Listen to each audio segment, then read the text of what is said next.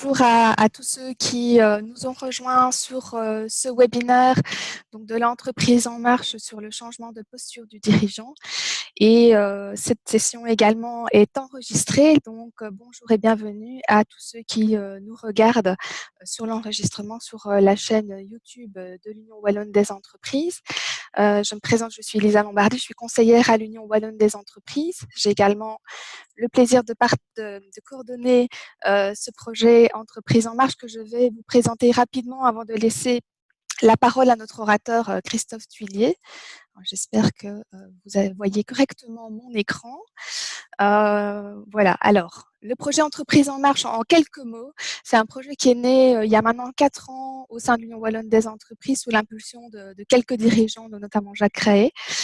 C'est une démarche qui, au fil du temps, a continué à associer d'autres partenaires, notamment les pôles de compétitivité wallons, à ces réflexions, dans le but d'informer, de sensibiliser les dirigeants intéressés par la transformation managériale. Et c'est un projet qui est soutenu depuis 2018 par la Wallonie, donc les pôles de compétitivité et la Fondation Tilium, que nous remercions pour leur soutien. Alors, ce projet, il vise principalement, donc, comme je le disais, à sensibiliser les chefs d'entreprise sur l'importance et surtout le potentiel de l'innovation organisationnelle pour leur organisation. Il vise également, après, dans un deuxième temps, à lancer ces démarches concrètes de transformation au sein des entreprises, en faisant notamment connaître l'offre d'accompagnement pour les chefs d'entreprise et les organisations. Il consiste également à établir un laboratoire de pratiques qui vont pouvoir en fait créer un cercle vertueux de bonne approche et de bonnes pratiques pour les pratiques d'innovation managériale. C'est également une communauté de pratiques donc, qui va viser en fait à entraîner un nombre croissant de chefs d'entreprise sur base du partage et de l'exemple, et donc de pouvoir un petit peu initier justement un cercle d'exemplarité autour de l'innovation managériale et la transformation organisationnelle. Et enfin, le projet vise également à inscrire de façon un peu plus durable la notion d'innovation managériale dans la notion globale d'innovation qui est notamment mise en œuvre au travers des pôles de compétitivité wallons. Alors, comme vous le savez peut-être, Entreprise en marche, pour réaliser ces objectifs, a développé plusieurs actions, dont notamment les groupes de pairs. Ces groupes de pairs, ce sont des clubs de compagnons de l'innovation managériale, ce sont concrètement des chefs d'entreprise qui vont se retrouver 2 heures par mois en fin de journée dans un contexte évidemment tout à fait de respect de la confidentialité et de ce qui est échangé entre les pairs pour partager leur expérience, leurs difficultés pratiques et pouvoir finalement échanger les uns avec les autres et apprendre des expériences de chacun. Si vous êtes intéressé par ces groupes de pairs, n'hésitez pas à nous le faire savoir. On a été un petit peu freiné dans l'organisation des groupes en raison de la crise du Covid, mais petit à petit, ces groupes se remettent en place en présentiel. Et donc, vous pouvez contacter Quentin Druard, qui est le responsable des groupes de pairs. Les événements, mais comme celui-ci, ça nous permet de pouvoir vous proposer des témoignages et des partages d'expériences de qualité sur l'innovation managériale. Nos événements ont déjà pu rassembler plus de 400 chefs d'entreprise et on a déjà eu le plaisir d'accueillir plusieurs personnalités très connues sur le sujet. Et donc, on va continuer à vous présenter du contenu de qualité sur l'innovation managériale, notamment au travers de cette Autumn School que nous lançons officiellement au travers de ce premier événement, qui est un cycle d'événements entièrement en ligne à raison de la crise sanitaire. C'est vrai qu'on a été un peu obligé de se réinventer comme beaucoup, évidemment. En fait, on vous propose un parcours en 4 dates. Sa première date sur le changement de posture du dirigeant, et puis vous voyez le programme un petit peu dans la continuité de ce cycle, avec à chaque fois une partie conférence et une partie atelier d'échange. Un programme qui se clôturera en décembre avec une mise en action de la transformation managériale. On fera un petit peu le point sur tout ce qui se sera échangé au cours des sessions pour vous permettre concrètement de mettre en route cette transformation au sein de votre organisation. Les témoignages, comme celui-ci, comme celui de Christophe Tuillier que vous allez retrouver par après, il est disponible sur la chaîne YouTube de l'Union Wallonne des entreprises, aux côtés d'autres témoignages inspirants de dirigeants. Donc, n'hésitez pas à aller faire un tour sur la chaîne YouTube et visionner les différentes vidéos qui sont accessibles. Un dernier mot enfin pour remercier ceux sans qui ce projet n'aurait pas lieu. C'est notre comité de pilotage, notamment notre président Quentin Druard, dont j'excuse l'absence aujourd'hui, mais également nos autres membres du comité de pilotage, notamment Jacques Graet, le président de l'Union wallonne des entreprises, mais également Marie-Bernard Guillaume, François Héroufos et Éric Lardinois. Grand merci à eux pour leur implication et leur soutien précieux. Voilà, si vous avez des questions, n'hésitez pas à nous contacter par ailleurs. Voilà, je vais arrêter le partage dès à présent. Maintenant que cette introduction est terminée, pour laisser la parole avec grand plaisir à Christophe Thuillier pour sa conférence. Voilà, merci beaucoup Christophe, à toi.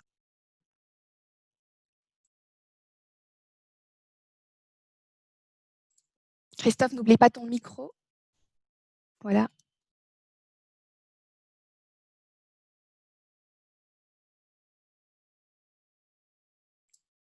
Attention Christophe, on ne t'entend pas, ton micro est coupé.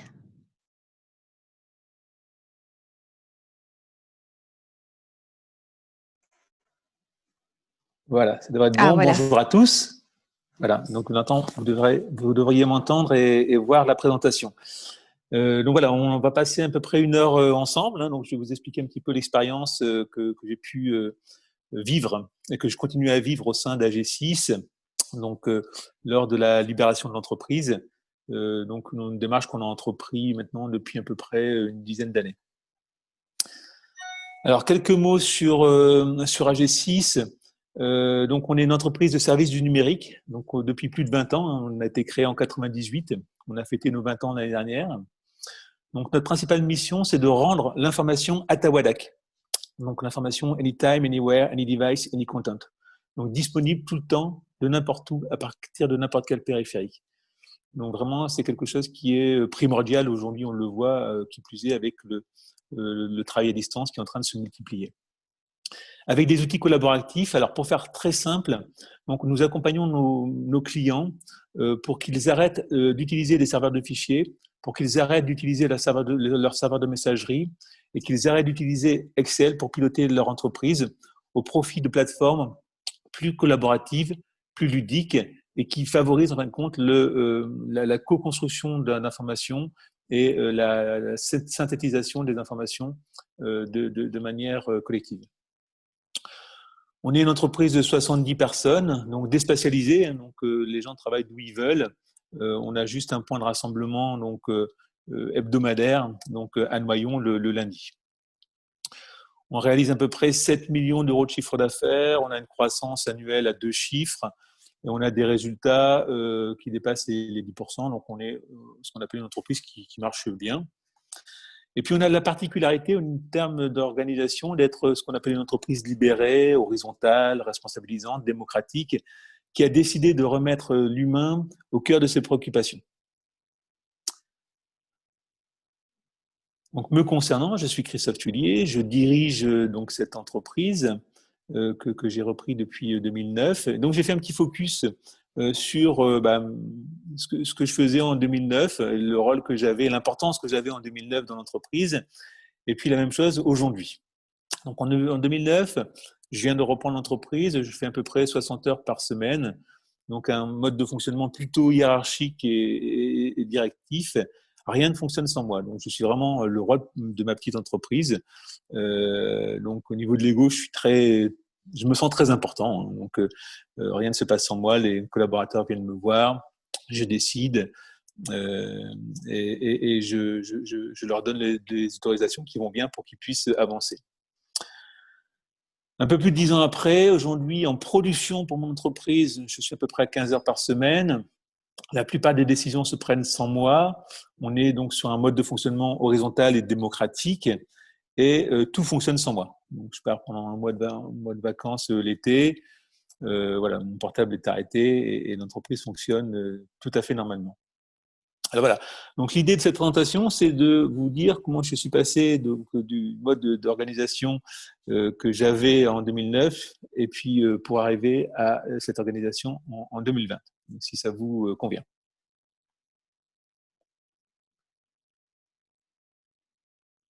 Alors la première chose que j'avais envie de partager avec vous, donc c'est pour démarrer sa transformation, il faut être motivé. Donc c'est la première posture, en fin de compte, c'est trouver sa motivation. Et ça, c'est vraiment déterminant, puisqu'en fin de compte, les raisons qui vont nous inciter à nous transformer, c'est une feuille de route et un fil conducteur qui va nous orienter, en fin de compte, qui va orienter notre manière de faire pour réaliser cette transformation avec authenticité. Donc, me concernant, donc, voilà, il y a 3 éléments de motivation qui m'ont incité à aller vers ces nouvelles formes de management. La première, c'est une conviction personnelle, donc c'est un goût prononcé pour la liberté. Donc, ce goût pour la liberté m'a été transmis par mon père. Et cette liberté, c'est vrai que c'est quelque chose d'extraordinaire aujourd'hui.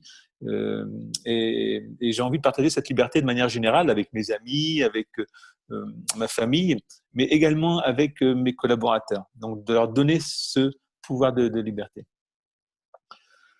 Le deuxième élément de motivation, c'est également une conviction personnelle, donc c'est remettre l'économie au service de l'autre, de l'homme.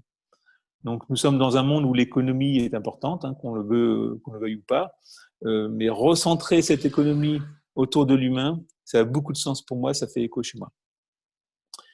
Et puis le troisième événement, c'était retrouver l'esprit start-up. Hein. Donc quand on a démarré l'entreprise, on était 3 personnes, hein, et c'est vrai que quand on est 3, 4, 5, on a vraiment effectivement une très forte motivation, un très fort engagement, puisqu'effectivement on veut faire fonctionner l'entreprise.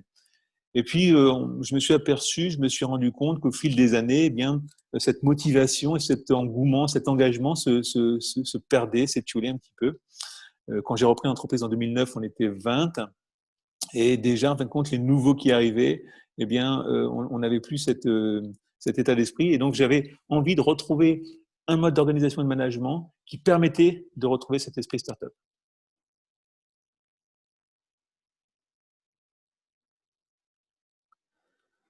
Voilà, la deuxième chose que j'avais envie de partager avec vous, c'est pour avoir des équipes fertiles à engager, il faut les laisser faire. Et donc, c'est une deuxième posture sur laquelle nous avons beaucoup travaillé, donc avec l'encadrement également, hein, puisque la posture entre le dirigeant et l'encadrement, c'est quand même assez proche. En fait, il y a beaucoup de similitudes. Donc, c'est accepter de perdre le contrôle. J'aime bien prendre l'exemple de l'agriculture et de dire que si effectivement la terre est fertile, si on l'arrose régulièrement et s'il y a du soleil, on ne sait pas ce qui va pousser, on ne sait pas quand est-ce que ça va pousser, mais on sait que la récolte sera bonne. Donc c'est vraiment en fin de compte cette orientation et cette perte de contrôle, hein, sur ce qui pousse et comment on va le faire pousser, donc qu'il va falloir appréhender. Et pour ce faire, eh bien, l'idée, c'est vraiment de mettre en place un contexte riche et varié pour qu'effectivement les collaborateurs puissent se nourrir au maximum et produire les choses qui sont vraiment efficaces et pertinentes pour l'entreprise. Donc, nous avons travaillé autour de 3 axes principaux pour nourrir ce contexte. Donc, c'est la finalité. C'est de rassembler les collaborateurs autour d'un projet commun fédérateur. Donc, c'est ce qu'on appelle la vision d'entreprise. Et cette vision d'entreprise, donc, j'ai décidé de laisser les collaborateurs la définir. Parce que je pars du principe où, pour être engagé sur quelque chose, sur une motivation, eh bien, quand c'est notre projet, quand c'est notre vision, eh bien, c'est ce qui est le plus engageant. Et donc, c'est l'option que nous avons choisie. Le deuxième élément sur lequel nous avons travaillé, c'est la maîtrise, donc la connaissance, donc la montée en compétences. Parce que pour produire des choses pertinentes, eh bien, il faut qu'on ait suffisamment de connaissances en amont pour être capable de pouvoir le faire dans de bonnes conditions et avec un bon niveau de performance. Et le troisième axe sur lequel nous avons travaillé, c'est l'autonomie, puisque effectivement, par nature, l'homme a horreur d'être contrôlé. Et effectivement, une autonomie choisie, nourrie, progressive, qui va permettre de rendre chaque collaborateur engagé, autonome et responsable. Donc voilà, donc travailler vraiment sur ce contexte, c'est vraiment, c'est rassurant pour le management, puisque, en fin de compte, on donne en fin de compte les moyens à nos équipes de pouvoir agir, décider et faire ce qui est de mieux pour l'entreprise. Et c'est plus facile de ce fait d'accepter de perdre le contrôle. Donc, n'hésitez pas, hein, surtout si vous avez des questions, si ça n'est pas clair. Donc, vous pouvez poser vos questions dans la partie questions.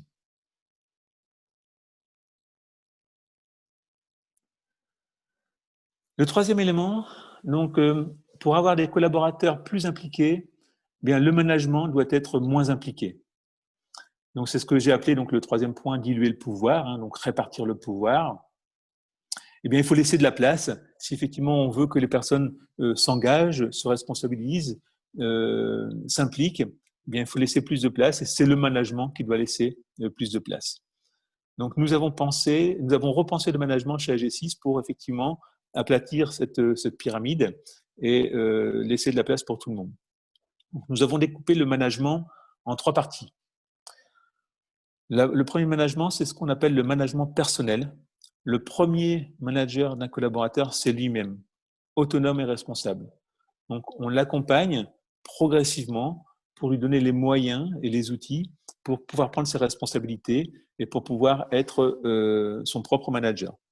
Il pourra, s'il le souhaite, choisir ses congés, choisir ses formations, choisir son véhicule, choisir son manager, choisir d'attribuer une prime à ses collègues, choisir sa prime de fin d'année. Donc, on peut aller très loin, en fin de compte, au niveau du niveau de responsabilité des collaborateurs. Donc, en tout cas, pour ceux qui le veulent, puisque, effectivement, encore une fois, ça va être progressif et c'est pas imposé. Donc, celui qui ne veut pas tout de suite être son propre manager personnel, eh bien, il n'est pas obligé de le faire. Le deuxième type de management que l'on trouve chez AG6, c'est le management opérationnel. Donc, nous nous sommes organisés en cellules. Donc, dès qu'on a coactivité entre plusieurs collaborateurs, donc des cellules métiers, des cellules de projet d'entreprise. Hein. Par exemple, on avait un sujet sur le droit à l'erreur, donc il y a une cellule qui s'est montée. Sur le travail à distance, il y a une cellule qui s'est montée. Donc, il y a des cellules qui se créent. Donc, donc ces cellules, une fois qu'elles sont créées, donc la plupart du temps, elles sont constituées sur la base du volontariat. Donc, les gens me disent « Ah, ça, c'est un sujet qui m'intéresse, j'aimerais rejoindre cette cellule. » Mais une fois que cette cellule est constituée, donc, les collaborateurs qui font partie de cette cellule vont coopter ce qu'on appelle un capitaine, hein, donc un team leader, donc qui va devenir le manager opérationnel de la cellule. Donc, un collaborateur qui va faire partie de plusieurs cellules aura plusieurs managers opérationnels. Il pourra potentiellement également se faire élire manager opérationnel d'une autre cellule. Et le dernier type de management que l'on trouve chez AG6, c'est ce qu'on appelle le management relationnel. Donc, le manager relationnel va s'occuper du collaborateur, de l'individu. Il ne s'occupe pas de ce que fait l'individu, puisque ça, ce sont les managers opérationnels qui vont s'en occuper. Lui, il s'occupe vraiment de la personne. Est-ce que tu vas bien? Comment tu te sens dans l'entreprise? Donc, vraiment sur un plan individu. Ce manager relationnel, eh bien, c'est le collaborateur qui le choisit et chaque année, il peut en changer. Parce que nous partons du principe que l'entente entre ce coordinateur relationnel et le collaborateur est vraiment quelque chose de primordial. Et donc, il faut vraiment que le collaborateur se sente bien dans la relation. Et donc, c'est pour ça qu'on lui offre la possibilité de le choisir et d'en changer chaque année. Donc voilà, donc vraiment un management repensé, donc plus réparti, donc qui implique effectivement plus de personnes et avec effectivement plus d'engagement et qui permet également au niveau de l'encadrement d'être déchargé également d'une partie du management traditionnel qui est fait dans les entreprises.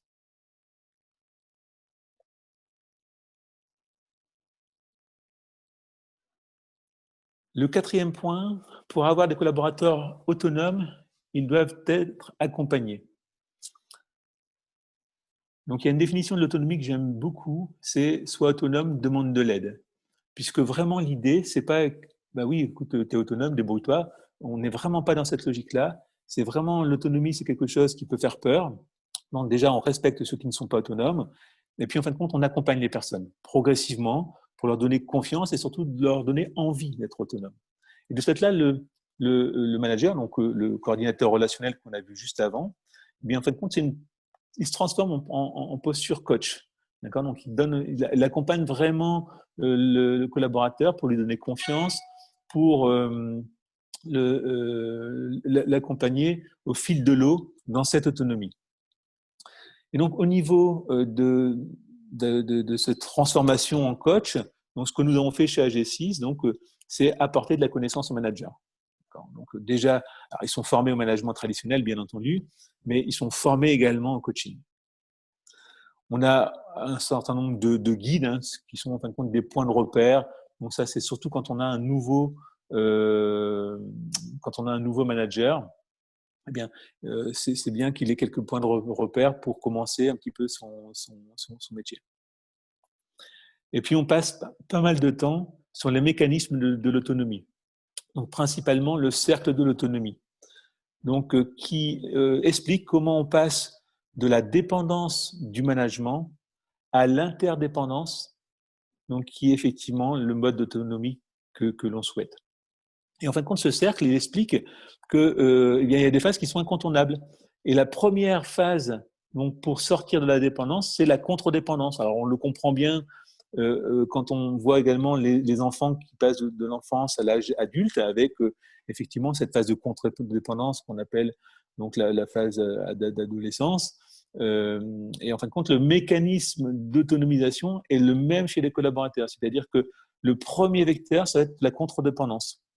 Donc, quand un collaborateur est sur le chemin de l'autonomie, eh bien, quand il va être en opposition avec son manager, il va contredire tout ce qu'il dit, etc., eh bien, c'est que le manager a bien travaillé. Mais en fin de compte, il a bien intérêt de connaître ça pour ne pas être frustré, parce que ce n'est pas une période qui est facile. Et il doit connaître également les clés pour dire, OK, ce que j'ai envie, c'est qu'il ne reste pas trop longtemps dans cette phase-là, parce que personne n'est vraiment content, et de le faire passer à la phase suivante. La phase suivante, elle n'est pas drôle non plus pour le manager, puisque c'est la phase d'indépendance. Donc, effectivement, le collaborateur, on n'en entend plus parler, il a l'impression qu'il peut tout faire. Et donc, il faut aussi savoir identifier que le collaborateur est passé dans cette phase-là et connaître les clés pour le faire passer dans la phase suivante, qui est le système d'interdépendance, qui sera vraiment une relation donc, d'adulte à adulte. Et donc, tout ça, effectivement, c'est quelque chose qui n'est pas évident à appréhender. Et c'est primordial d'accompagner les managers sur cette dimension pour qu'eux le vivent bien et pour qu'effectivement le collaborateur puisse également, de manière quasiment transparente, passer en autonomie sans difficulté. Voilà, donc beaucoup d'accompagnement sur les managers et puis une transformation un petit peu du métier en métier de coach.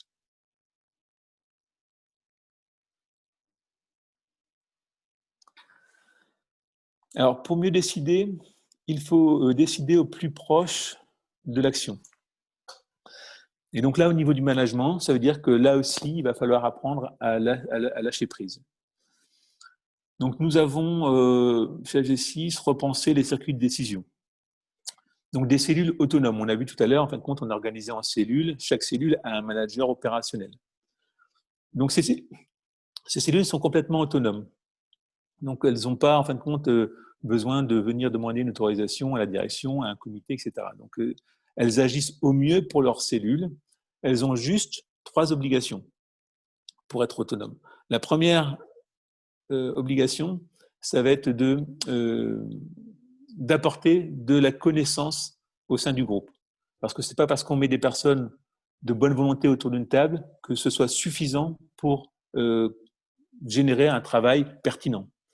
Donc, vraiment, l'objectif, ça va qu'ils puissent faire appel, par exemple, à des coachs, qu'ils aillent en formation, qu'ils aillent sur des salons, en fin de compte, qu'ils nourrissent le sujet qu'ils doivent traiter. La deuxième obligation, ça va être de communiquer, et communiquer au fil de l'eau. D'accord ? Donc, si c'est des sujets d'entreprise, eh bien, ils communiquent non pas à la direction, mais ils communiquent à l'ensemble des collaborateurs. Donc, éventuellement, ils peuvent les interroger également si c'est des sujets qui les concernent. Et donc, ils ont cette obligation-là. Communiquer au fil de l'eau à l'ensemble des collaborateurs. Et le troisième élément, ça va être de capitaliser l'information, puisque quand ils vont travailler sur un sujet, eh bien, ils vont avoir de la connaissance complémentaire, cette connaissance doit également appartenir à l'entreprise. Donc, ils doivent capitaliser donc, sous différentes formes et ils vont permettre de pouvoir mettre cette connaissance à disposition de l'ensemble des collaborateurs et des futurs collaborateurs de l'entreprise qui arriveront demain chez AG6. Le deuxième point, c'est une cellule de régulation. Donc, comme dans tout système, on a une cellule de régulation qui n'est pas une métacellule, mais qui est une cellule qui a une vision sur l'ensemble du système, puisque parfois, quand on traite une cellule, on n'a pas forcément la vision globale et on peut effectivement manquer d'informations. Cette cellule de régulation, eh bien, son rôle, ça va être de voir effectivement si tout fonctionne bien, si on n'a pas une cellule qui part en vrille, par exemple, hein, on est capable dans notre organisation de mettre une cellule sous tutelle si vraiment on voit des dérives fortes. Hein. Donc voilà, donc c'est vraiment une cellule de régulation qui a pour objectif de bien faire fonctionner l'ensemble du système. Cette cellule de régulation, donc c'est notre ancien CODIR, hein, avec des membres permanents.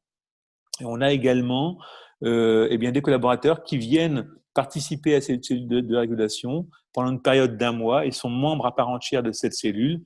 Et si effectivement il y a des décisions à prendre, la voix du collaborateur vaut la voix de n'importe quel autre membre du CODIR. À la fin de cette réunion, qui est hebdomadaire, eh bien, on fait ce qu'on appelle un CODIR Express. Hein, donc, c'est une petite vidéo de 3 à 5 minutes que l'on diffuse sur notre web TV à l'ensemble des collaborateurs sous un objectif de transparence. Et en fin de compte, ça leur permet également de pouvoir commenter ou demander des précisions sur certains points.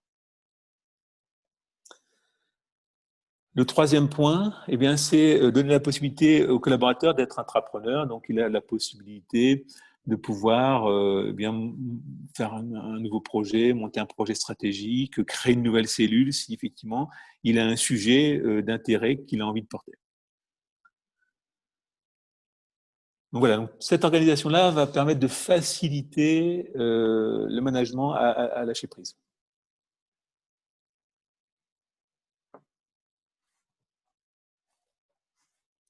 Alors, pour gagner en efficacité, il faut faire confiance. Donc, le 6e point, ça va être d'arrêter de contrôler. Alors, arrêter de contrôler, et c'est là où ça va être important, ça ne veut pas dire qu'on navigue à vue.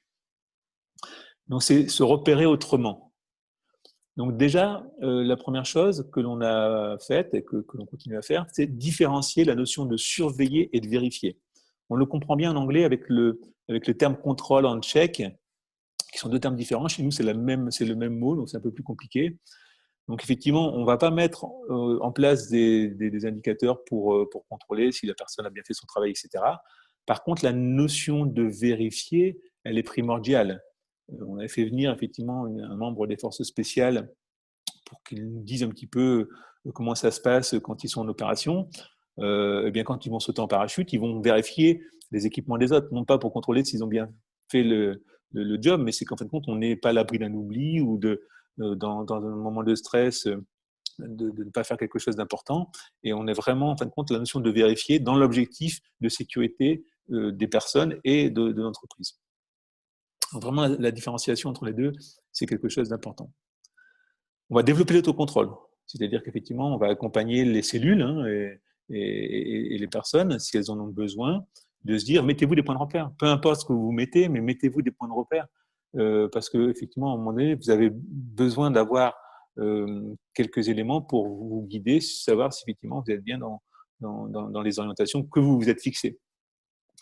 Donc, l'autocontrôle, donc les points de repère, qui est le dernier point, ce sont des points de repère donc, assez légers. Donc, l'idée, ce n'est pas d'avoir 10 000 points de repère. Hein. C'est 2, 3, généralement, ça suffit. Hein. Ce sont des points de repère qui doivent être constitués sur des données existantes. Si effectivement, il faut générer des formulaires pour avoir de l'information, pour générer les points de repère, c'est qu'on n'est pas sur la bonne voie. Et en fin de compte, ils doivent être générés de manière automatique. Donc, on n'a pas besoin, on ne doit pas avoir besoin de remanipuler ces données sous Excel pendant 2 ou 3 jours pour avoir ce point de repère. Il faut vraiment dire, OK, ça doit être de l'instantané. Donc, au niveau de la direction, donc, on a également des points de repère hein, qui sont le chiffre d'affaires, qui sont la progression par rapport à l'année N-1, qui va être les effectifs et qui va être la planification. Donc, on n'en a pas beaucoup non plus, Ce sont des points de repère que l'on a parce qu'encore une fois, en tant que dirigeant, même d'une entreprise libérée, on ne doit pas naviguer à vue. Et une fois que ces points de repère sont verts, ben voilà, en fin de compte, ça veut dire que tout marche à peu près bien. Et on peut être amené effectivement à être un peu plus dans le détail si on a des variations. Donc voilà, donc arrêter de contrôler, mais ne pas confondre contrôler et se repérer.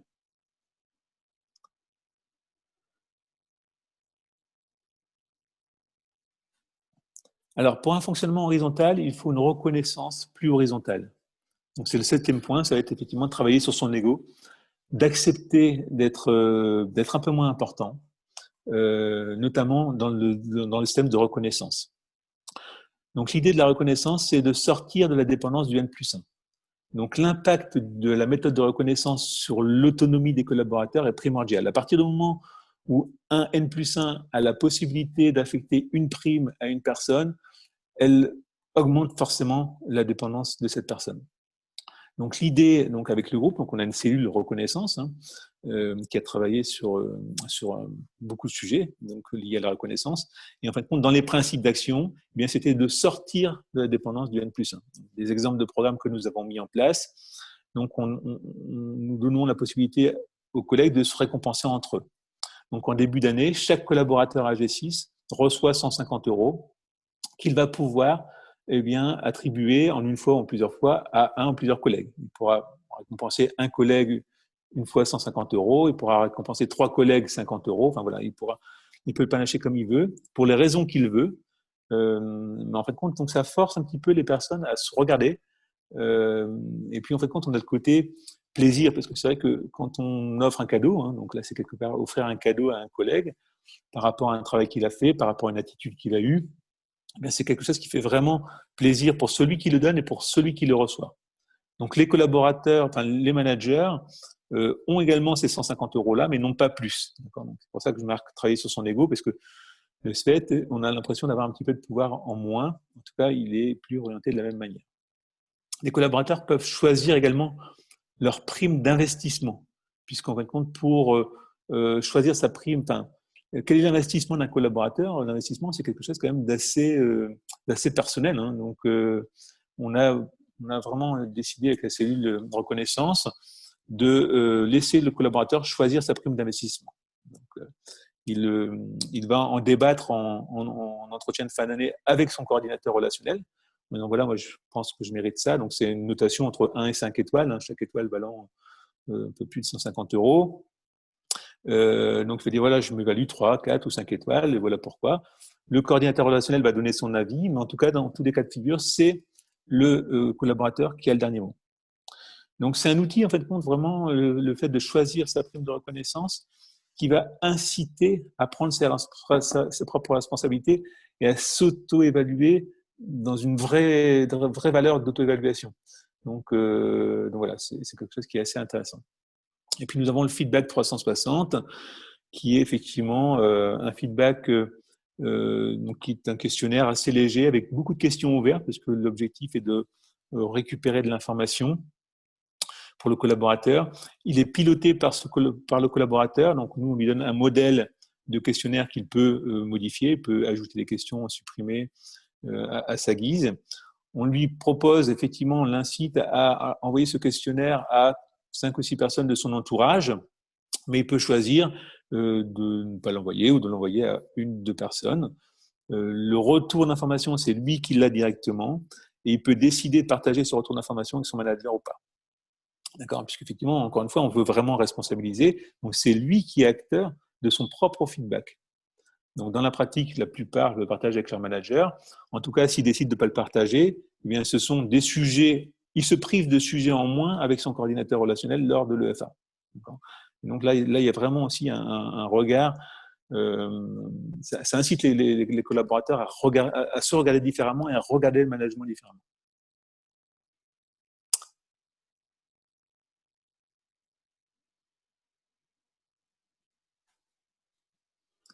Alors, pour avoir des collaborateurs épanouis, il faut s'intéresser à eux. Donc, initialement, j'ai marqué il faut vraiment s'intéresser à eux.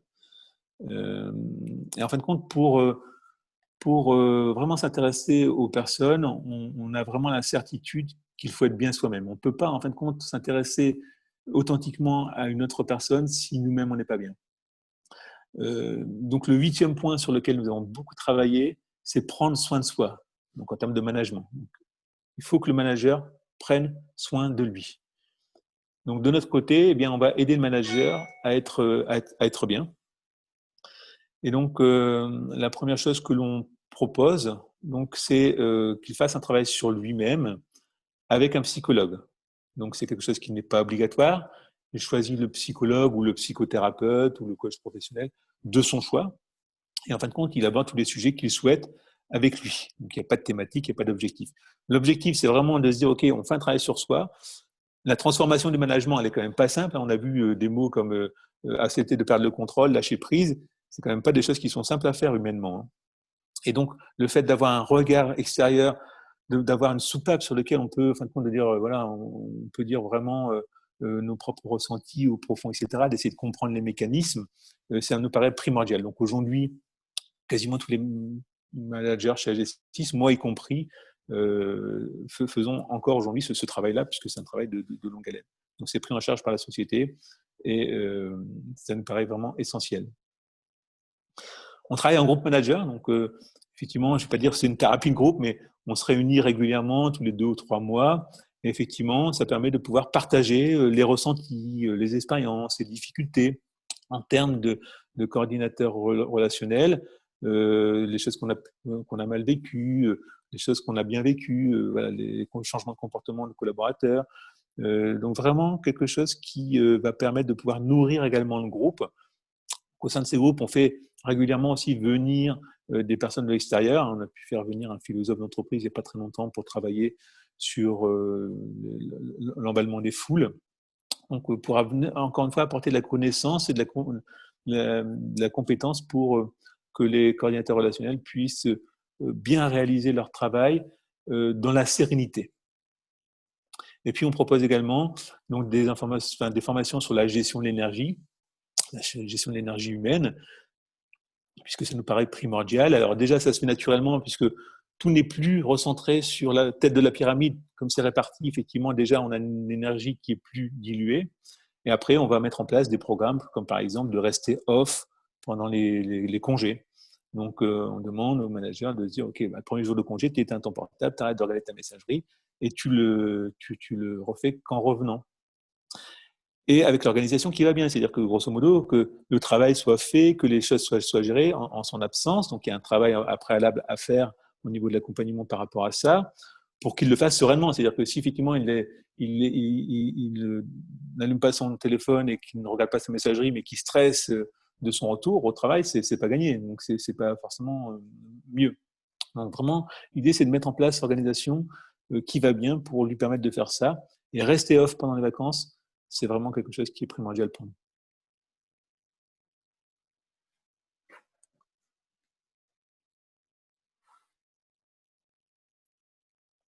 Voilà, bon. Pour avancer et évoluer efficacement, il faut s'enrichir de l'extérieur. Donc la 9e posture que je propose, en tout cas sur laquelle nous avons travaillé chez AG6, donc c'est savoir se remettre en question. On en a déjà parlé un petit peu, donc c'est vraiment apporter de la connaissance. C'est un point central sur le changement d'organisation et sur le fait de pouvoir nourrir suffisamment les collaborateurs pour qu'ils aient la connaissance et la compétence pour pouvoir être autonomes et responsables.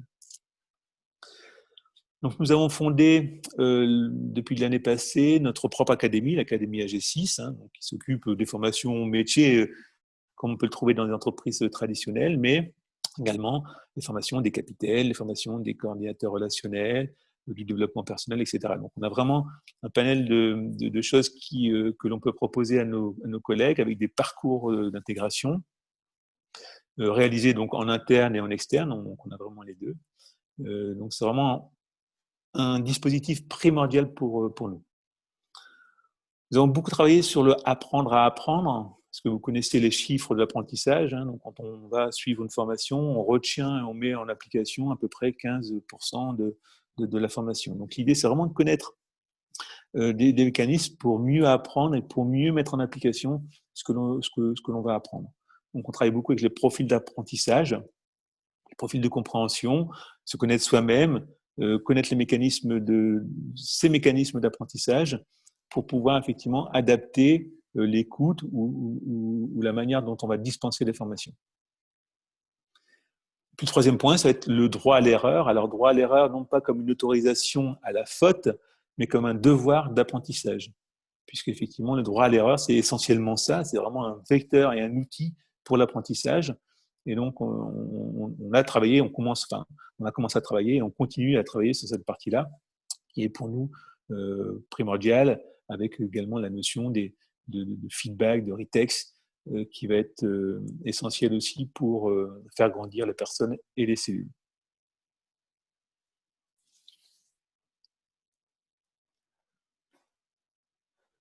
Alors, pour que les collaborateurs vous croient, il faut être authentique. Donc, effectivement, il y a tout le temps la notion de crédibilité, hein, surtout quand on change d'organisation et quand on se dirige vers ces nouvelles formes d'organisation et de management. Donc, la deuxième posture, ça va être d'accepter de gérer les émotions. D'accepter les émotions de manière générale. Et donc là aussi, c'est plus du développement personnel. C'est un regard également sur l'émotion qui est un peu différente. Donc, nous avons travaillé par exemple sur l'attitude intérieure positive, qui va être un mécanisme où de temps en temps, par groupe de personnes, eh bien, les personnes se mettent deux par deux et pendant 1 minute, elles vont dire ce qu'elles pensent en positif de notre personne et vice-versa. Alors, c'est assez rigolo parce que quand on fait cet exercice, souvent, les collaborateurs se disent « oui, ça fait 10 ans qu'on travaille ensemble et en fin de compte, je ne sais pas ce que tu pensais de moi ». Et en 1 minute, on a inversé la tendance. Et ça fait un bien fou parce que c'est vrai qu'en entreprise, malheureusement, quand on est à la machine à café, quand on est en réunion, on parle toujours des choses qui ne vont pas. Et de prendre le temps de parler effectivement des choses qui vont bien et de ses propres ressentis, c'est quelque chose d'extrêmement bâtisseur pour les personnes et pour les équipes. On sent effectivement qu'il y a une fusion, il y a une cohésion qui se renforce au sein des personnes et c'est vraiment quelque chose de très positif. Deuxième élément sur la communication non violente, c'est effectivement apprendre à se dire les choses différemment. Puisque effectivement, que ce soit pour les managers ou les collaborateurs, l'objectif, c'est pas de pas dire les choses et de garder pour soi. C'est sûr qu'effectivement, si on garde pour soi et qu'on ne dit rien, les choses se passent bien parce qu'il n'y a plus de conflit. On n'en est pas là. L'objectif, c'est de dire non, s'il y a des choses à dire, on les dit. S'il y a des ressentis à exprimer, il faut les exprimer. Parce que de toute façon, si on ne les exprime pas, à un moment donné ou à un autre, ils vont revenir. Et donc, c'est vraiment de donner les moyens aux personnes de pouvoir s'exprimer, mais sans agressivité, en fin de compte, plus dans la construction. Et c'est quelque chose qui s'apprend, en fin de compte. Pour la plupart d'entre nous, c'est vraiment pas forcément une attitude que l'on a naturellement. En tout cas, on n'a pas été appris comme ça à l'école. Et c'est vraiment un biais très intéressant pour les managers, mais également pour les collaborateurs qui ont aussi une initiation à la CNV chez AG6. Et puis, donc, la troisième partie, ça va être la thérapie sociale. Hein. C'est vraiment, en fin de compte, plus le travail de l'ombre. Comprendre effectivement de se dire que dans l'entreprise, comme dans la vie, on est habitué, on est un petit peu incité par le système à présenter toujours le meilleur côté de nous, ce qui va bien, le meilleur côté de l'entreprise, etc. Et en fin de compte, on cache parfois, on refoule hein, certains sentiments qui sont présents chez nous, mais qui sont moins bien acceptés par la société, donc on les refoule. Et en fin de compte, comprendre ces mécanismes-là, moi, personnellement, j'ai beaucoup travaillé sur la partie ombre, la thérapie jungienne, et comprendre en fin de compte ces mécanismes-là, ça permet effectivement de pas vouloir être trop brillant, de se dire effectivement la partie d'ombre, elle existe dans l'entreprise, dans chacun de nous, et il faut vraiment essayer de l'apprivoiser pour être aligné, plus aligné effectivement par rapport à ce qu'on est vraiment. Donc voilà, c'est vraiment des sujets sur lesquels on travaille. Alors bon, voilà, c'est quelque chose qui est toujours en cours et je pense que ça n'aura jamais de fin. Mais de manière générale, c'est on est dans le registre des émotions, des ressentis, d'exprimer un petit peu tout ça, donc entre managers, mais avec les collaborateurs aussi.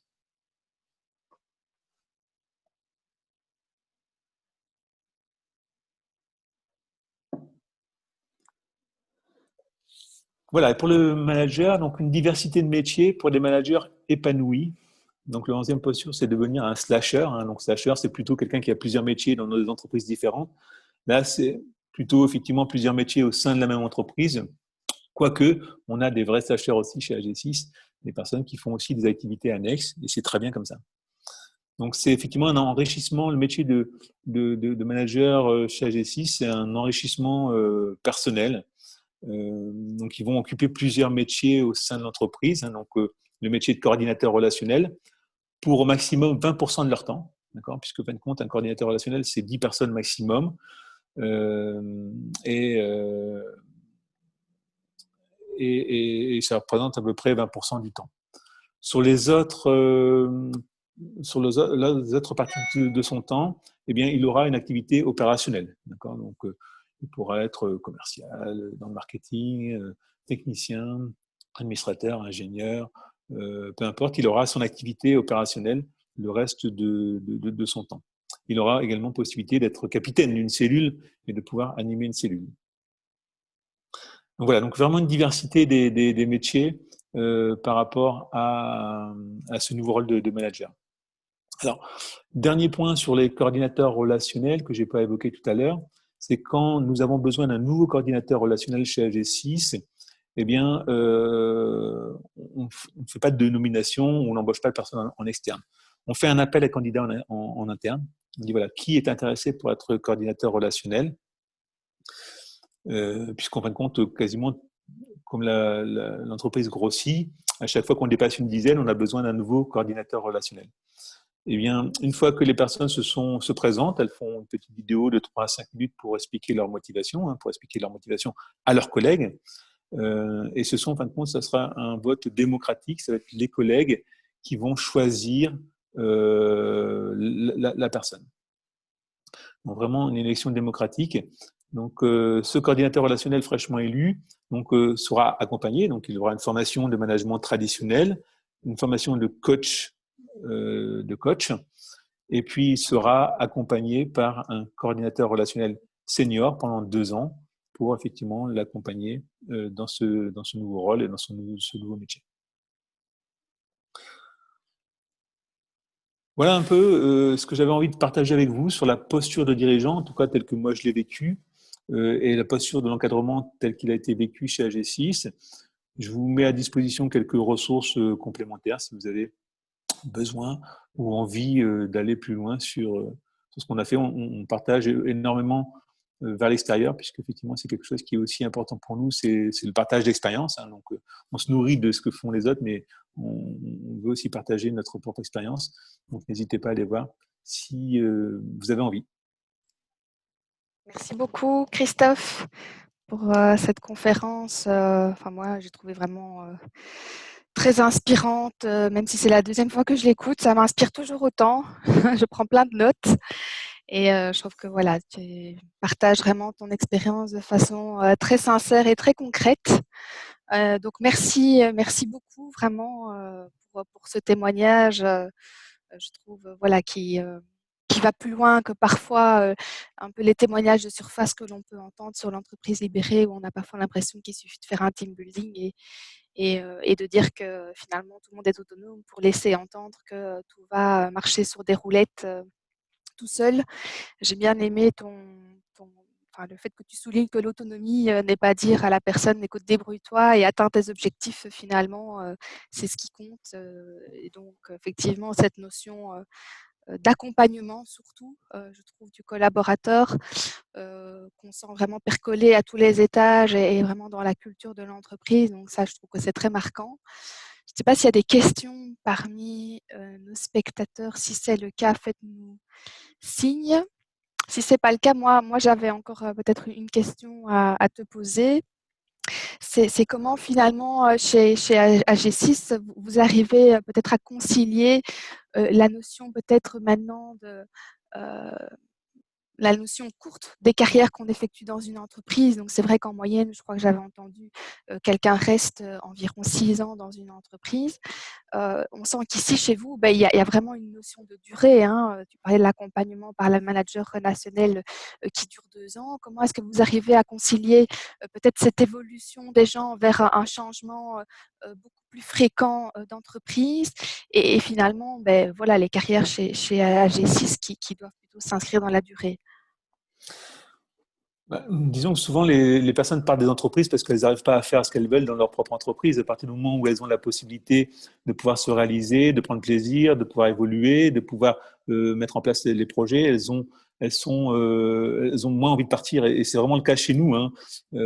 Pour donner un exemple, dans les entreprises numériques en France, le turnover sur la moyenne générale, c'est à peu près 15%, hein, 15 à 17%. Chez AG6, on a moins de 5%. Donc voilà, ça vient vraiment étayer ce Mhm. truc où à partir du moment où les gens sont bien, qu'on les considère, qu'ils peuvent évoluer, ils ont pas forcément la nécessité, enfin ils ont moins l'envie de partir. Oui, oui, c'est ça. Donc, vous voyez vraiment un effet tangible sur le turnover et finalement le temps Complètement, hein. que les gens restent chez AG6. Tout Est-ce à que fait. justement au niveau du recrutement, du coup, vous devez peut-être moins recruter aussi, enfin maintenant, c'est plus lié à de la croissance finalement du coup qu'à un turnover. Est-ce que dans vos recrutements, je dirais, bah, AGC, c'est une société de services informatiques. Quelle est, je dirais, un peu la pondération que vous accordez entre les hard skills qui sont quand même nécessaires, je suppose, dans une société de services informatiques et finalement, mais tout cet aspect humain, peut-être plus soft skills, justement, auquel, à mon avis, bah, vous devez peut-être prêter attention dès le recrutement. Comment est-ce que vous pondérez ça? Dans la pratique, on attache plus d'importance au potentiel de la personne et à ses valeurs qu'à ses compétences. Parce que monter une personne en compétences, techniquement, ça prend moins de temps que de transformer une personne au niveau du comportement. Donc on est quand même plutôt attentif justement, en tout cas sur les valeurs. Après, sur les Mhm. comportements, sur les attitudes, on recherche quand même la diversité. On ne veut pas embaucher que des personnes qui ont le même moule, mais qu'au moins on soit d'accord sur les valeurs et sur les essentiels. Donc Oui, ça, on oui. attache beaucoup d'importance. Ouais. Et ça, vous arrivez, je dirais, à le détecter au travers du processus de recrutement Oui, bah, on a, enfin, on fait plusieurs entretiens. Donc, Mhm. les entretiens sont faits directement aussi par les équipes. Mhm. Donc voilà, c'est pas une science fiable, Mhm. mais bon voilà, il y a le ressenti. Euh, on croit beaucoup au ressenti lors du management. Donc Oui. effectivement, c'est pas aussi une approche managériale classique parce qu'on dit oui, en fin de Mhm. compte, on n'est pas là pour ressentir. Bah, si en fin de compte, on est là quand même pour ressentir. Et si le feeling ne se passe pas bien ou si le feeling se passe bien lors d'un recrutement, ça veut dire quelque chose. Mhm. Tout à fait. Alors, il y a une question ici que je te transmets. Donc, tous ces accompagnements, dit Pierre-Étienne, cela ne coûte pas trop cher. Comment évoluer vos coûts? Cela ne coûte pas trop cher, je suppose que c'est une question. Comment Oui, alors évoluer vos coûts? comme je disais tout à l'heure, en fin de compte, nous, le principal objectif, enfin les points de repère, ça va être les points de repère de rentabilité. Donc aujourd'hui, en fin de compte, on n'a pas de limite. On est vraiment sur un objectif de débloquer des moyens, mais on n'a pas de budget sur les accompagnements, etc. On sait qu'on dépense à peu près 7% de la masse salariale en formation chaque année. Et on sait qu'effectivement, tout ce que l'on fait, ça nous permet de faire une croissance à deux chiffres et des résultats de plus de 10%. Donc, en tout cas, si effectivement il y a une dépense de coût, elle est largement rentabilisée. Mhm. Tout à fait. J'avais encore une question qui me taraudait un petit peu. C'est celle qui est quand même liée à notre contexte de vie et de travail depuis 6 mois, qui est celle du Covid. Donc, bon, je ne sais pas si vous êtes encore en télétravail massif pour le moment, mais est-ce que ça, voilà, comment est-ce que ça vous a impacté par rapport aux dynamiques collectives, par rapport au, voilà, le travail en groupe? Comment est-ce que vous avez réussi à gérer ça? Alors, c'est vrai que chez AG6, je l'ai dit rapidement en introduction, on développe le travail à distance de manière très intensive depuis 2012. Donc pour nous, ça ne nous a pas changé beaucoup de choses sur le mode de fonctionnement, on avait préparé donc les outils, l'organisation, le management qui va bien. Là où ça a changé, c'est qu'en fin de compte, le travail à distance, il est choisi par le collaborateur. Et le rythme est choisi, c'est-à-dire qu'en fin de compte, il peut une semaine venir toute la semaine à l'agence s'il en éprouve le besoin, et la semaine d'après ne pas venir. Alors, en fin de compte, le fait du Covid, on a plus, on arrive sur un travail à distance imposé. Et de ce fait, ça crée effectivement un mal-être et une frustration chez les collaborateurs. On avait des points de rencontre réguliers, donc on essaie de refaire là depuis le mois de septembre. Effectivement, on a un point de rassemblement le lundi. C'est que le lundi, tout le monde vient à l'agence pour justement les échanges, etc. On n'a pas pu le faire pendant 4 ou 5 mois et ça a été compliqué parce que effectivement, les réunions Teams, bon, c'est sympa, on garde le contact. On Oui. a même on a une salle de coffee virtuel où, en fin de compte, les gens prennent le café dans cette session-là. Donc, mais ça ne remplace pas quand même le présentiel. Donc, ça a été dur aussi pour nous, malgré qu'on est très aguerris sur le travail à distance, justement par le fait que ce soit d'une part imposé et d'une part ces relations, en fin de compte, humaines. On a vu au mois de septembre, quand on a commencé à se revoir entre collègues, il a fallu se réapprivoiser un petit peu. Oui. Et donc, c'est vraiment… bon, ça n'a pas été évident, mais bon, c'est vrai je pense qu'on s'en est quand même bien sorti. Et ce droit à la déconnexion, justement, qui prévaut pendant les périodes de congé, est-ce que c'est quelque chose aussi que vous essayez d'imposer, enfin, ou en tout cas de préconiser pour le télétravail? Parce qu'on sait que, bon, un effet induit du télétravail massif, c'est que, bon, on n'a, entre guillemets, pas d'horaire sur la journée. On est chez soi, donc on sait qu'il y a une tendance à l'allongement de sa journée. Est-ce que vous avez essayé d'agir là-dessus aussi? Bah, en fin de compte, on le fait naturellement parce que déjà, le fait de… Bon, déjà, enfin, ceux qui ne se connectent pas, soyons clairs, ce sont les plus impliqués de l'entreprise. Hein. Donc, celui qui n'est pas impliqué, il n'a pas, il a pas de mal à se déconnecter. Et à partir du moment, effectivement, les plus impliqués de l'entreprise, eh bien, c'est vraiment la pyramide qu'on a aplatie où, en fin de compte, le pouvoir, l'organisation est répartie sur un plus grand nombre. Ça se fait naturellement. Si on a besoin, effectivement, d'être opérationnel pendant la nuit, on met en place des astreintes. Il y a l'exemplarité aussi. Moi, je le fais facilement, en fin de compte. Et donc, à partir du moment où le dirigeant le fait, ben, pourquoi les managers et même les collaborateurs ne le feraient pas?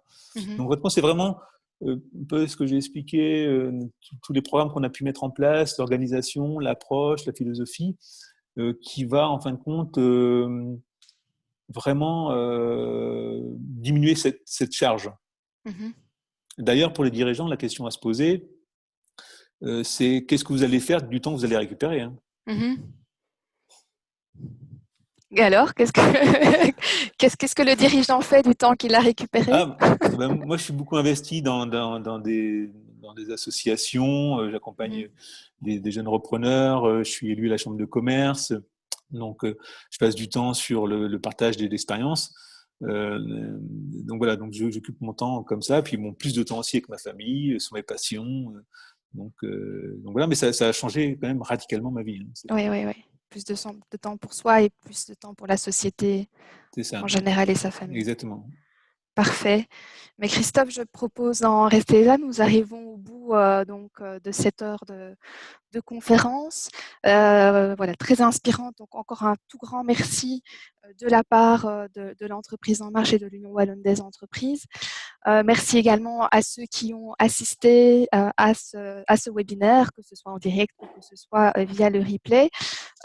Donc, on vous attend lors des prochains événements de l'entreprise En Marche et n'hésitez pas à nous contacter si vous souhaitez participer de façon plus concrète à nos activités.